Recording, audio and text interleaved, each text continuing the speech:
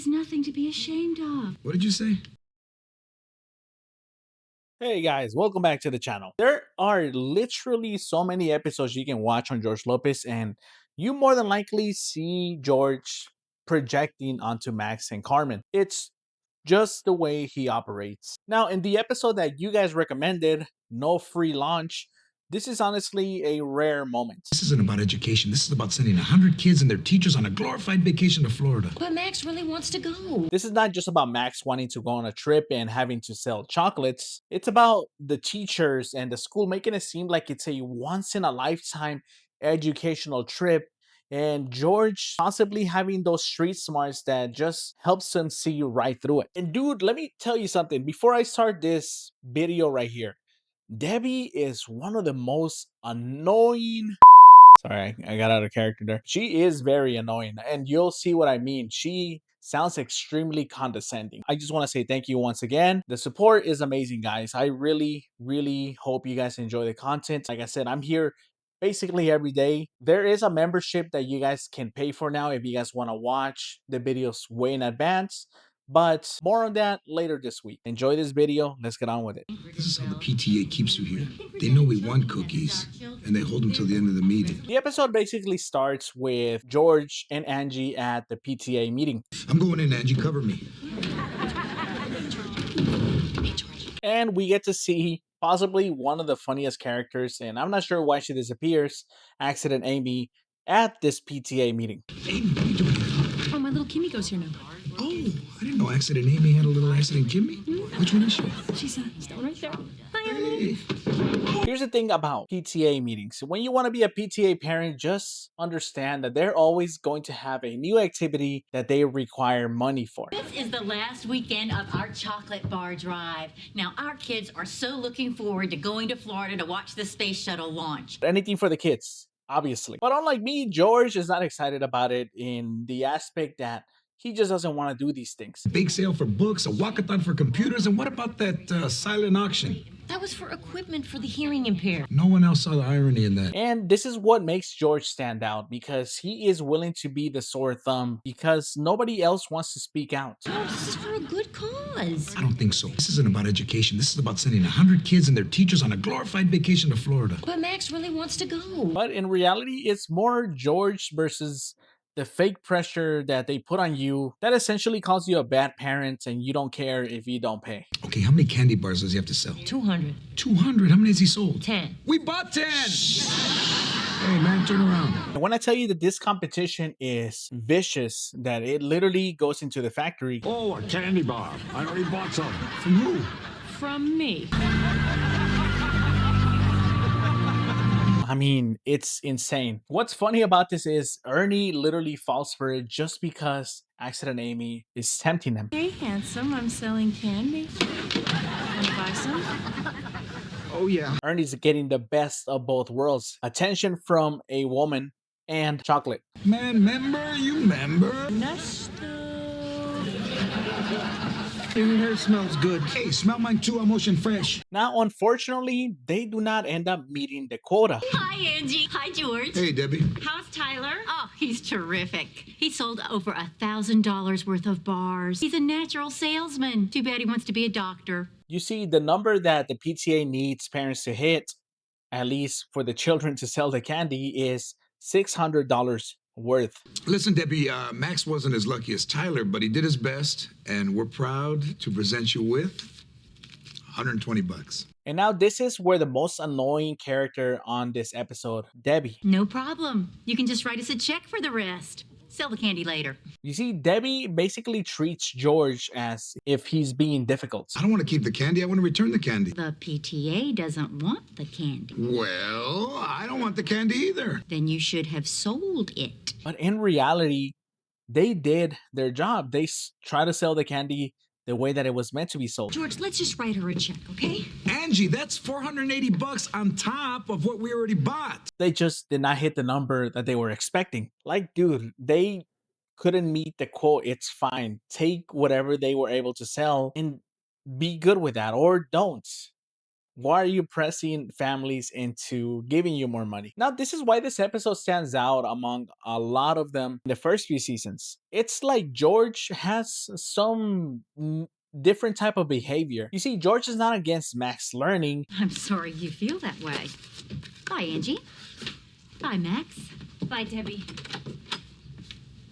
He's more against the manipulation that the school is pushing on him for something that is dressed up as education. What were you thinking? Angie, please, I'm doing the right thing. I thought you wanted to give your kids the things that you never had. I thought the day I got him a car seat, we were even. And he is right to question it, because it's one thing donating $600 to your kid and all the other kids in his class for books, pencils, notebooks, paper, whatever, right?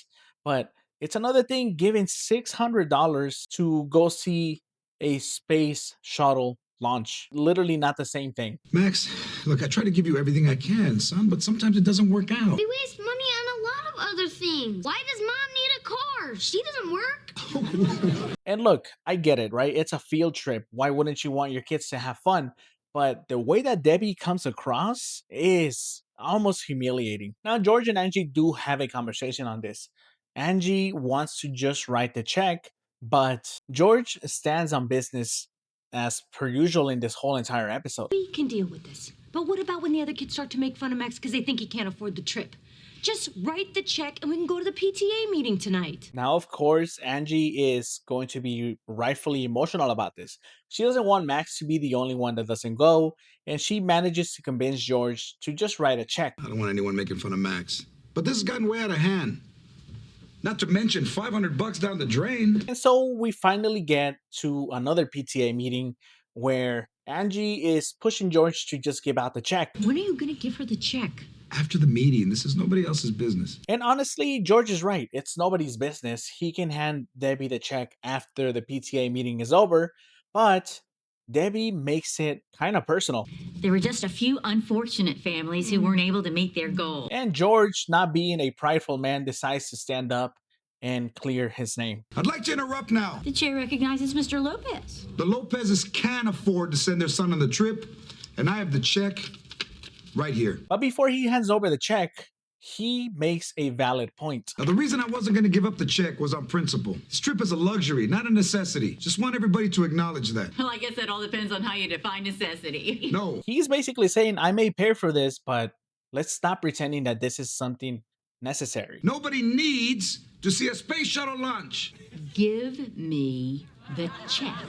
The moment that I've been telling you about this whole entire episode is this one. George, isn't this just some excuse to not give me the check? We don't have to go through all this. Poverty is nothing to be ashamed of. Because now it's not about Max going, it's not about status, it's about shame. But you're not a bad parent just because you don't want to waste money on a field trip. Nobody needs to see a space shuttle launch, right, Debbie? I'm not saying it. Debbie literally tries to convince George to hand over the check just because he's poor if he doesn't. Fine.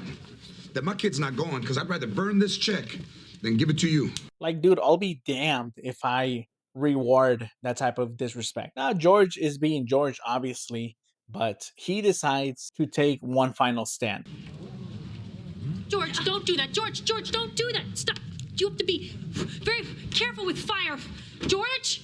Now, it fortunately works out for both Max and George because even though George had to crush Max's dream, Still bummed you didn't go on the shuttle trip? Nah, I'm okay. I like it better this way. I like standing up for what I believe in. and Max is pretending to be okay, Are you just saying that to make me feel better?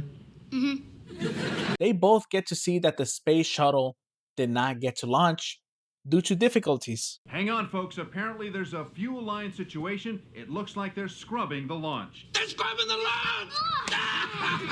Possibly the most satisfying moment, besides George not giving Debbie the check, is that Angie finally tells George that he was right. I talked to some of the other parents while you're being interrogated by the fire marshal. A lot of them felt like you do, but were too afraid to say anything. You were right. But I didn't expect that. Say it again. And this is not just about a school fundraiser going wrong. It's about the very few times that George is able to separate being a strict father from a principled parent.